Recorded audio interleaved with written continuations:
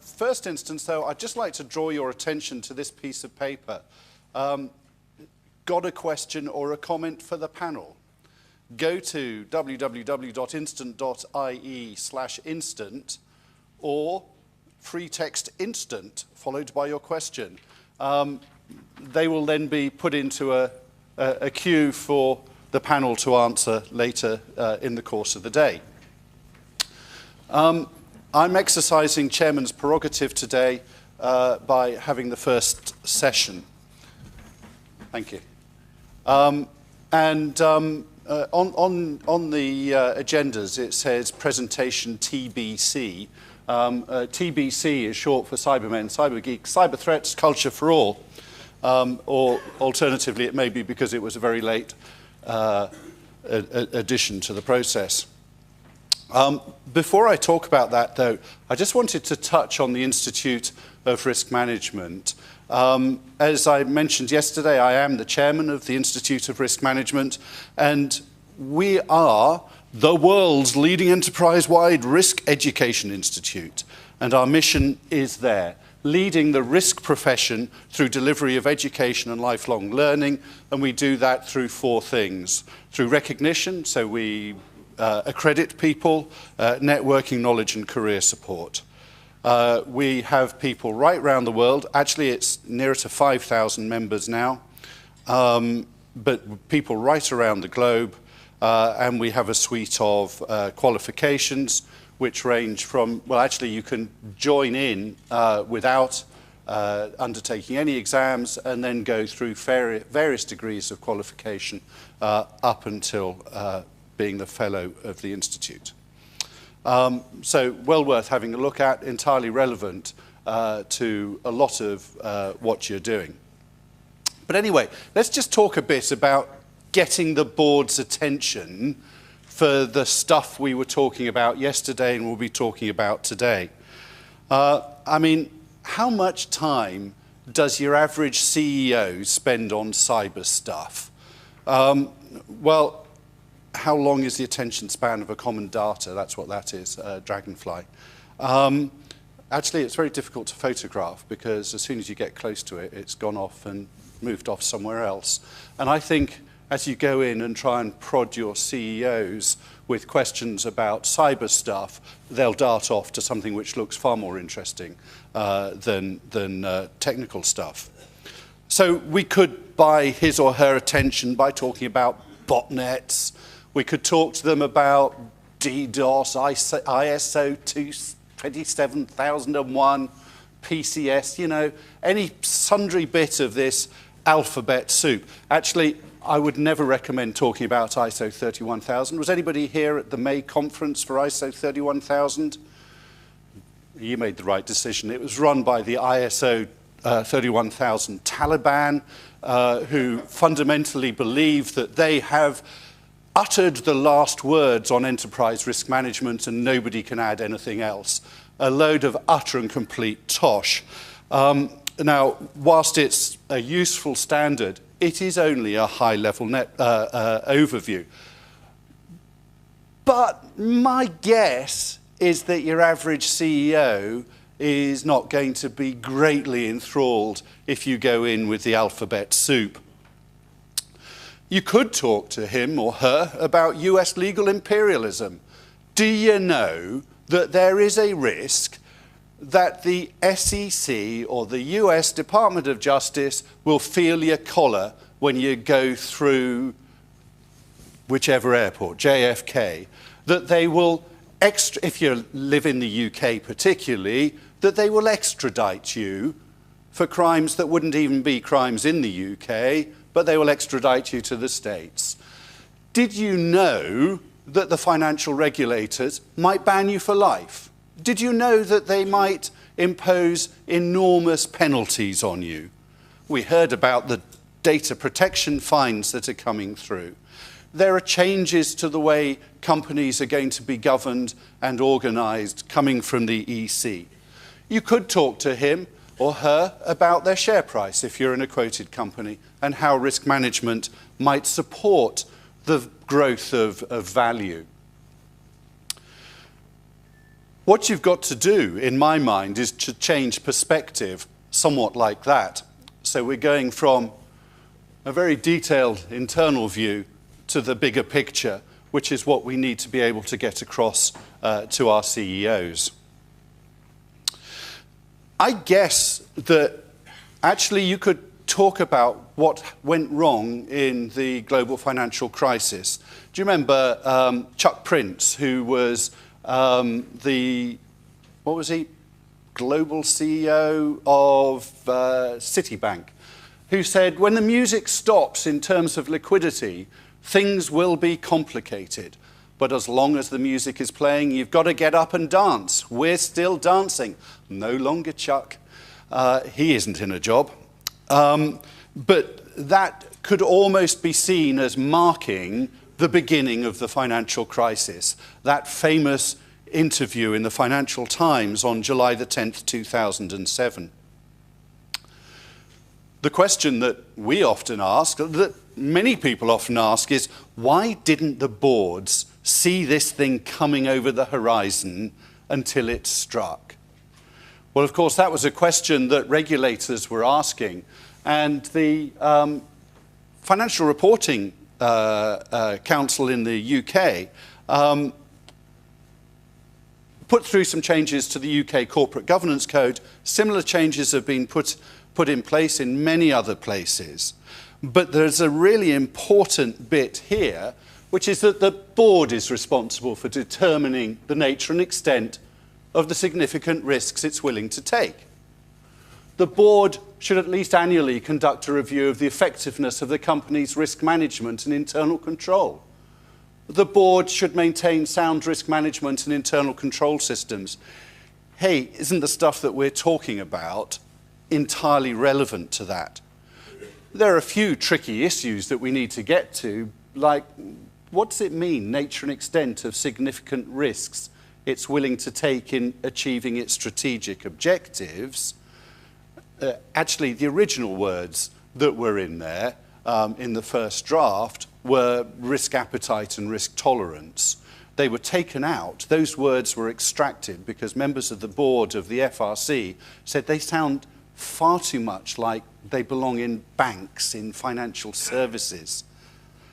So I no longer say that I live on the banks of the River Thames, just in case it's deemed to be a financial services statement and I'm subject to regulation by the FSA. We in the IRM prepared a document, Risk Appetite and Tolerance Guidance Paper, and I'm just going to whiz you through some of that because I think there's in relevance to the cultural aspects of risk management that I'm talking about. But I just want to change one fundamental part of this. The word appetite, to many people, risk appetite, people start talking about. In fact, before I go any further, how many people have heard debates about risk appetite in their organizations over the last 12, 18 months? Every single one of you should be talking risk appetite in your organizations.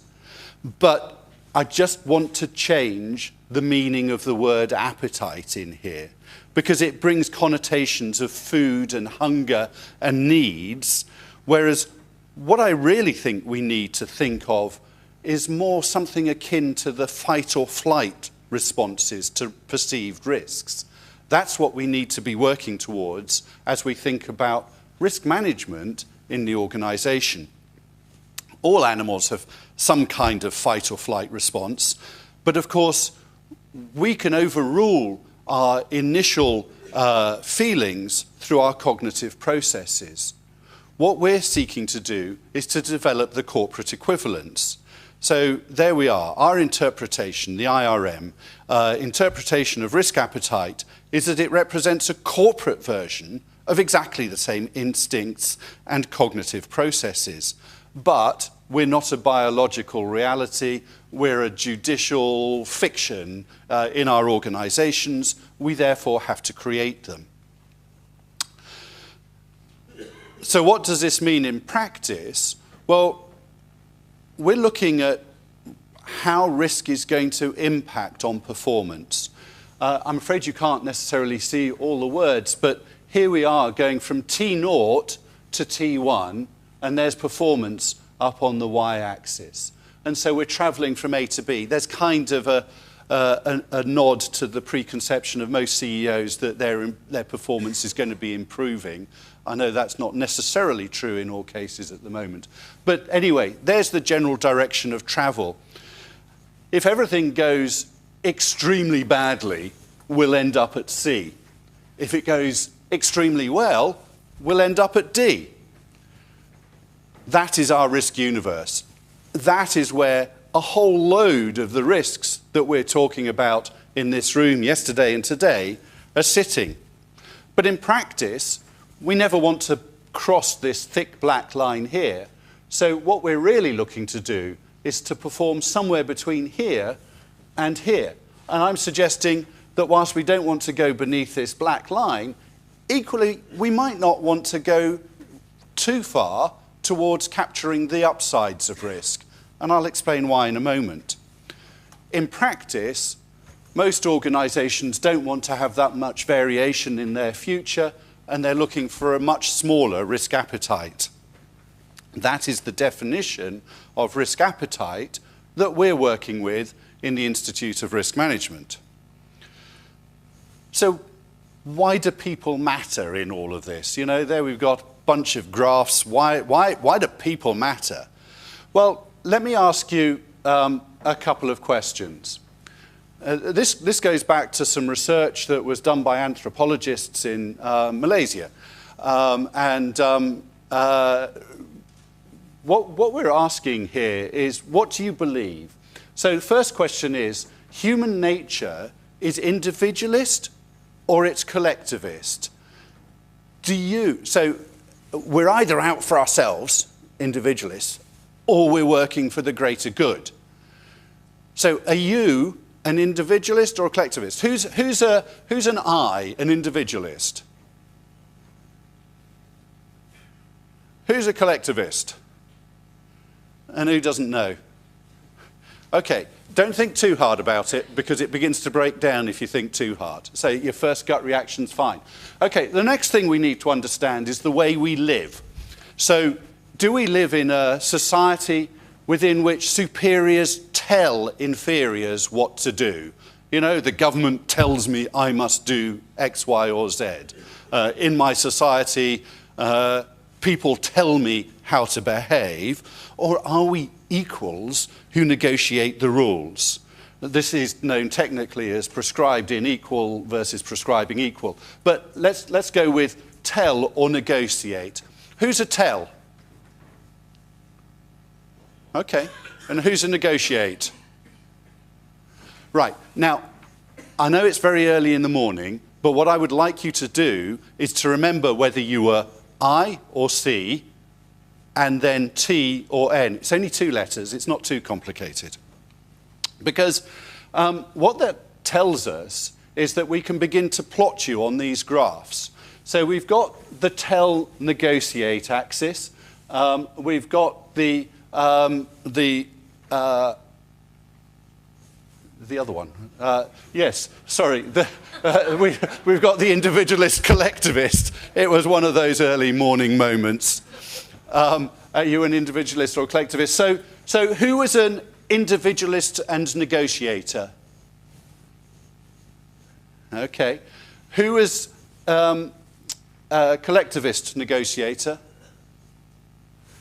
Tell and collectivist? And anybody up in this quadrant?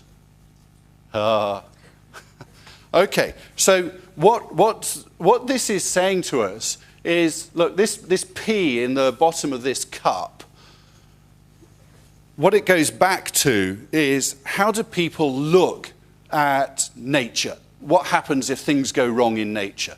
Well, these people would say, it doesn't really matter because it'll all come back even at the end of the day. It'll come back into equilibrium. These people, on the other hand, say, if anything changes at all, the world will come to an end immediately. These people say, hey, it's all right, provided you do what I tell you. You do what I tell you and you will be all right. But be warned, if you go outside of that, it will be a disaster. And these people say, oh, what's the word that I want to use? Oh, well, oh shit, here comes another problem. So what we've got are these titles. These are individualists, egalitarians, hierarchists, and fatalists. And the sorts of people that we might associate with these: Richard Branson, Philip Green, entrepreneurs. Here we've got Prince Charles. Here we've got Prince Charles saying, if we have any nanotechnology, if we allow this internet thing to go any further, the whole world will end in a grey gunge. Here we've got the government chief scientist. And here we've got the squaddy saying, all right, I'll go over the top of the trenches. Now, why do I look at this? Because you guys are dealing with some of the most scary, hairy-ass risks that are out there. And the way that your boards and your senior managers and your stakeholders will look at risk will be very broadly in one of these four categories. Now, the anthropologists will tell you, any anthropologists here? That's always a relief. The anthropologists will tell you that you are one of these categories, and of course there are varying degrees. My sense is, I've got 2 teenage daughters, as you already know. My sense is that when my daughters were born, I was here, hey, the world's their oyster, it's brilliant. Got to the stage of saying, should they have the MMR? Oh, blimey, the whole world could come to an end. I tried telling them what they should do and that they should behave, and then I say, oh shit, just get on with it. No more that I can control you. So actually, I think depending on the circumstances and the environment, it changes. But you should be conscious of how your people in your organization, how your stakeholders might respond to risks, new and emerging risks, many of which, as we know from yesterday, can be scary, even though the purpose wasn't to scare us. And that gives us the chance to take risk management to a new level. It takes us away from box-ticking risk management to us as risk managers, which is what we all are, as being the disruptive intelligence that pierces perfect place arrogance. And boy, did we see a need for that in the financial crisis. There was bucket loads of perfect place arrogance. We know what we're doing. No, you didn't. No, you simply didn't. And there wasn't anybody who was standing up to them, other than, of course, Paul Moore at HBOS, saying, you shouldn't be doing this stuff. That leads me to suggest that what we need to develop is the risk-intelligent organization. And I think a risk-intelligent organization is one where you bring a perspective to the management of complicated issues. Are we dealing with complicated issues in this room? Boy, we are. In complex organizations, it's about the management of risk, not simply the avoidance. And it helps you to prioritize your work and that of others in a fast-moving context with an approach that's better than simple intuition and which facilitates, dare I say it, communication between people. And it's a style of thought and not a paper chase. So I'm redefining risk management away from the box ticking, the compliance, standard compliance exercises, into something which is actually going to change the way people behave with one another. So what we're looking for is an organization that can deal with risk systemically throughout the organization, that can deal with its partners. We've heard about dependency, the importance of the extended enterprise of the value chain that goes across 5, 10, 15, 20 different organizations from originator through to ultimate client, that's nimble with new issues, can leverage risks to its advantage, can take more better managed risks, and gets hit by fewer surprises. It needs to live by established principles. We need to reinsert the ethics into our organizations as part of the risk management process. It also expects excellent performance from its people with top-level buy-in, and links risk management to strategic and operational management, simplicity, and it needs to be constantly conscious of how well it's doing. And we do that by holding up a mirror to the organization from time to time.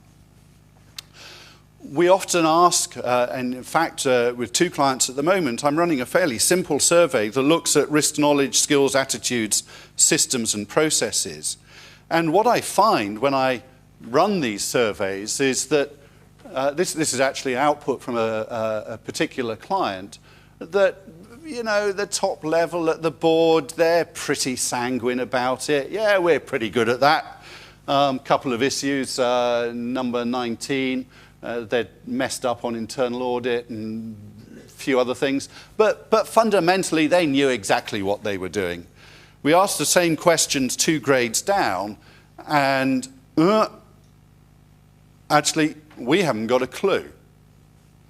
So the regular findings that I come across time and time again are that non-execs will refuse to take part in these surveys.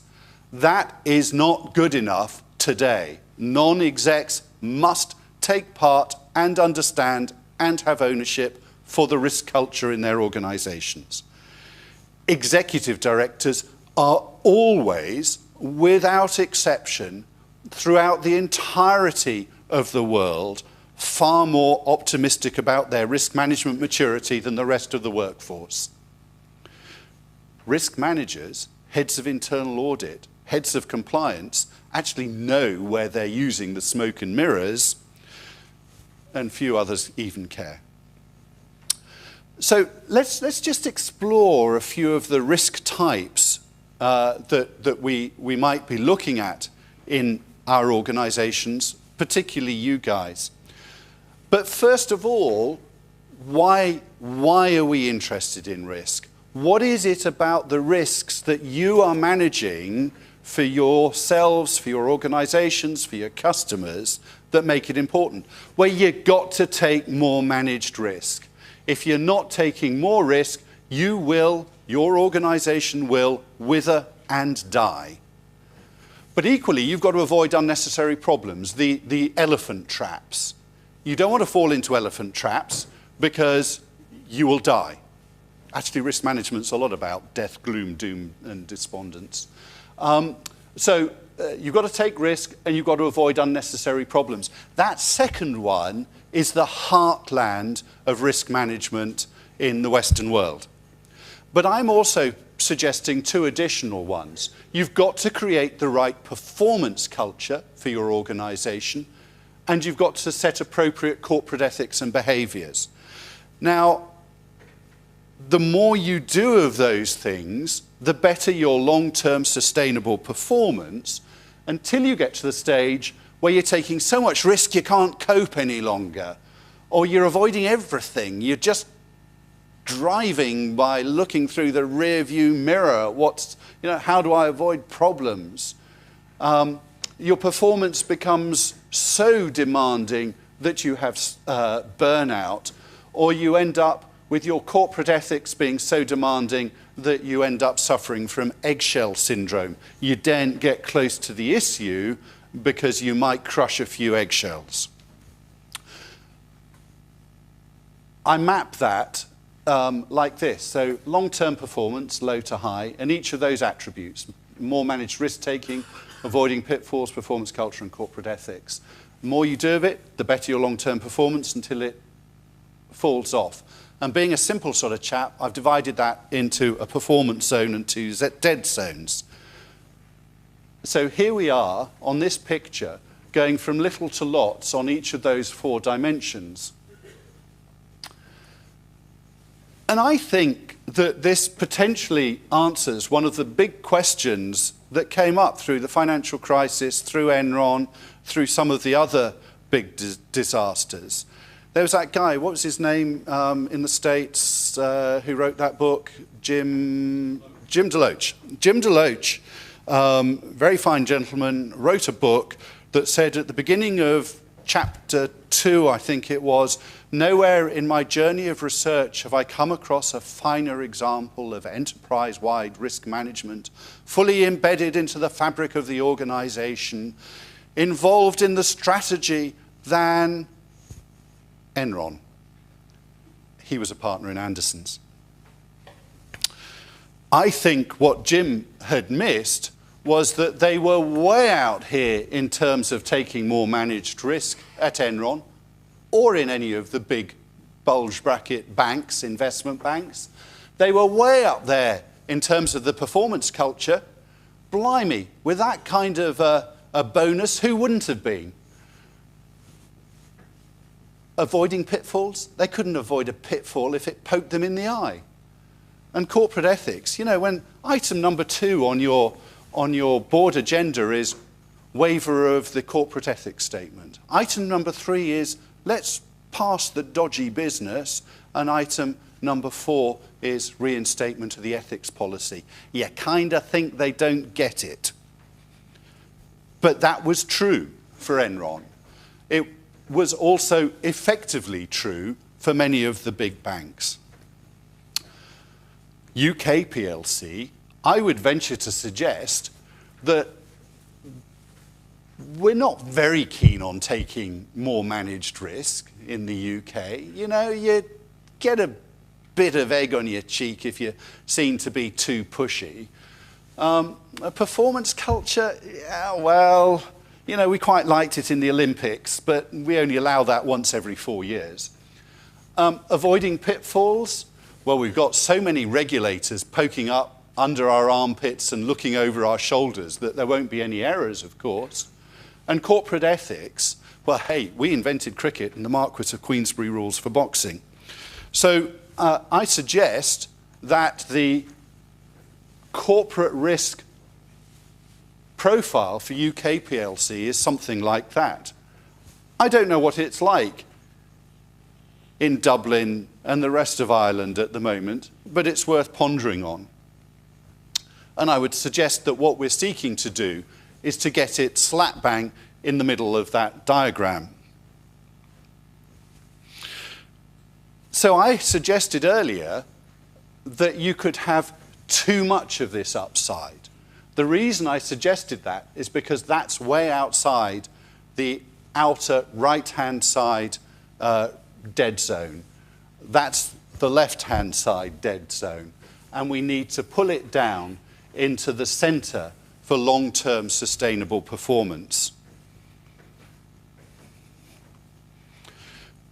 Just a brief word on the types of risk that we might be coming across. This is work that was done by a geography professor at University College London, John Adams.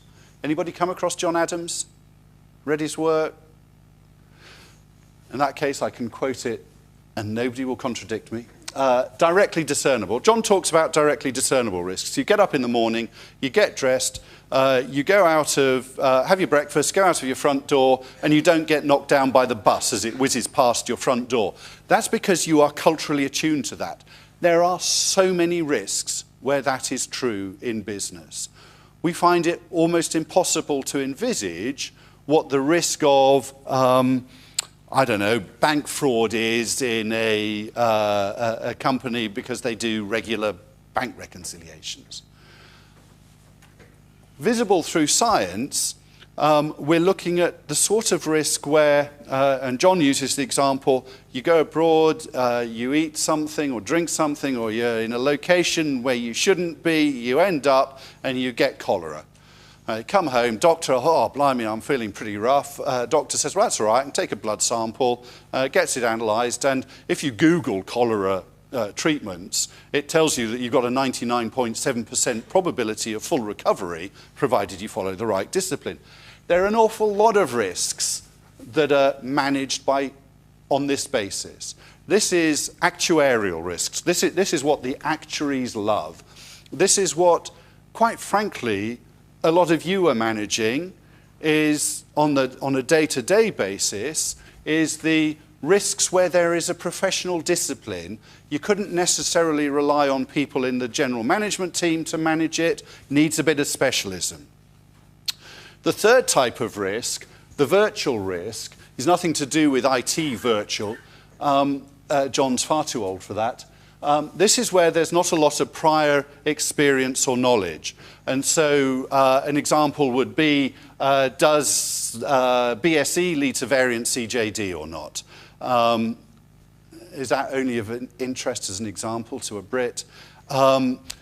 But actually, we didn't know for a long time whether BSE would lead to variant CJD or not. And so, in fact, at the time, the suggestion was that approximately 50 million Brits would be gibbering Rex by now. Well, maybe they would say we are. But in fact, that's enough from a Belgian. There are very few people, fortunately, who've died from variant CJD. The issue here is that there are lots of possible outcomes, and people are liberated to argue from their ignorance, their preconceptions, and their prejudices. This is the area of the emerging risk that in many cases we're talking about in this room. We are dealing with, you are dealing with, virtual risks that, quite frankly, people haven't got a clue where they are or where they are going. Now, it's in the eyes of the beholder.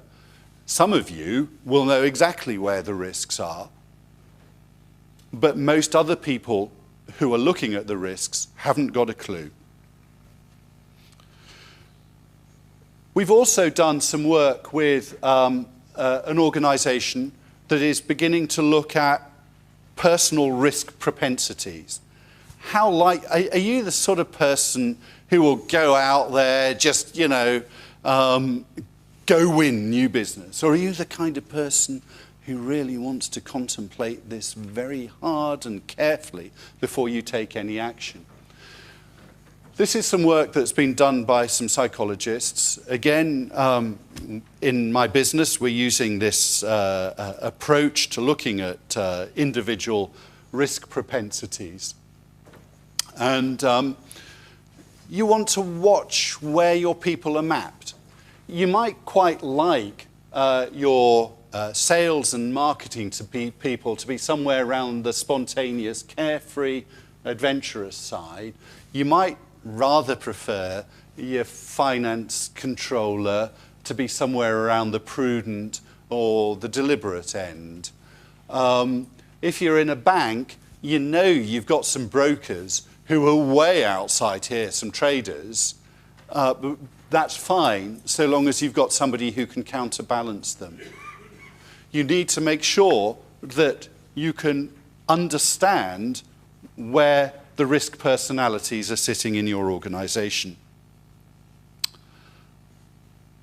I just wanted to talk about two other concepts very briefly before we move on.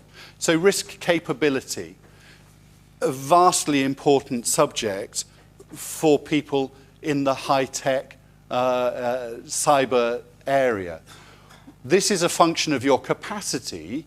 How much of this risk can you carry, and your maturity? Can your people cope? And you need to be building in capacity and maturity into your organization so that they can deal with the risks that you've got. And my sense is that a lot of the risks that we're talking about, there isn't the capacity because there isn't the resilience, there isn't the understanding, and there certainly isn't the maturity. As we've heard, at the end of the day, a lot of these risks are because people simply do daft things. And we need to build that. That's an education, it's training, it's communication, and it's building up your capacity in terms of resilience. We're also looking at what I would describe as fast clock speed risk management. So the amount of time from the identification of a risk until the point of impact is getting shorter and shorter and shorter. But there are still, most risk management processes are predicated on what I would describe as slow clock speed risk management. We've got time to think about it.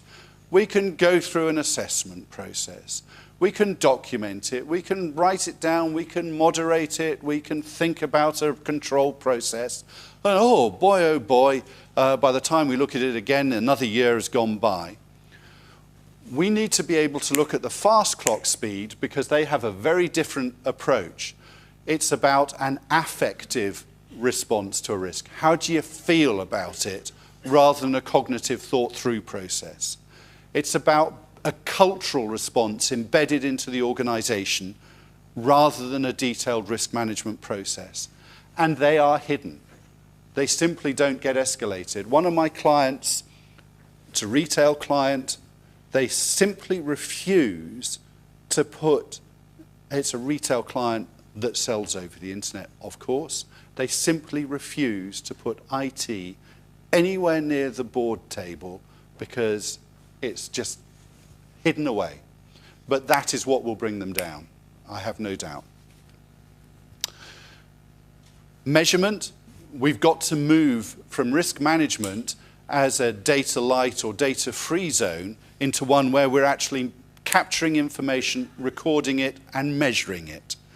That's going to be an important part of extracting value out of the big data warehouses that increasingly are around the place. And we've got to develop a facility for identifying those weak signals that tell us at a very early stage where the issues might be emerging. Ladies and gentlemen, that's a very quick whip through some of the current thinking of enterprise risk management at the moment. Delighted to take questions via the system that's been set up to stop Dan from asking any more questions. Actually, Paul Dwyer should be in the room. I would like to say, give a big hand to Mr. Paul Dwyer, but he isn't here.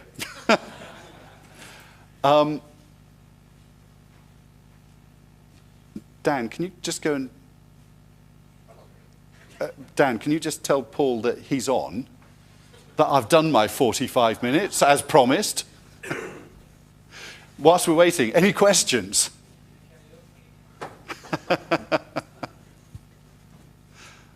Yes, sir.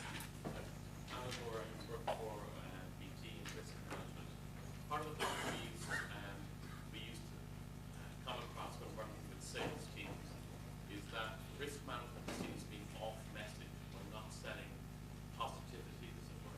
Absolutely. How do you get around that? Because in a sense, we were always seen as the paid peasants. We were a necessary regulatory. That's why I talk about the absolute essential need to take more managed risk. You've got to take risk or you will die. And you could say that BT was a good example of a company that stopped taking risks for a while and did almost die. So the message that I get across is that it's as much about taking risk as it is about avoiding risk. And I would also link it into, for a quoted company like that, into shareholder value. How do you actually demonstrate that what we're doing through this risk management thing can increase your share value? That should help to begin to turn the mentality. And so you're not saying, we're not in the culture of no in risk management, we're in the culture of yes, to use Obama's term, yes we can, but we can do it in a managed way rather than an instinctive seat of the pants way. Do you think customers want to hear more about risk than providers want to talk about it? It depends on the nature of the customer. So I had the misfortune to work for Wipro for a year. And the risks that were being run on behalf of clients were not necessarily ones that Wipro would necessarily want to talk about. It depends entirely on the nature of the organization.